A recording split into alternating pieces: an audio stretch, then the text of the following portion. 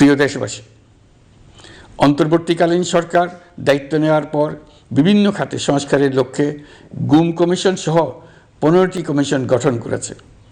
এসব কমিশন পূর্ণ উদ্যমে তাদের কাজ করে যাচ্ছে। গুম কমিশন গত পরশু তাদের প্রতিবেদনের প্রথম খণ্ড আনুষ্ঠানিকভাবে পেশ করে গেছেন। গুমের শিকার বহু পরিবারের নিরাপত্তার স্বার্থে এটা এখন প্রকাশ করা যাচ্ছে না। এই প্রতিবেদন পড়ার আগেই আপনাদেরকে সাবধান করে রাখি, এটা একটা লোমহর্ষক প্রতিবেদন। মানুষের প্রতি কী পরিমাণ নৃশংস হতে পারে এতে আছে তার বিবরণ। অবিশ্বাস্য বর্ণনা। সরকারের আক্রোশের শিকার হয়ে ঘটনাচক্রে যারা এখনও বেঁচে আছেন তারা আজ পর্যন্ত মুখ খুলতে সাহস করছেন না।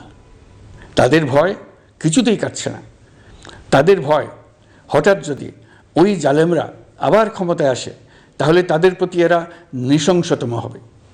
গত সরকারের ঘৃণ্যতম অধ্যায়ের ঐতিহাসিক দলিল হিসেবে এই প্রতিবেদন অমর হয়ে থাকবে।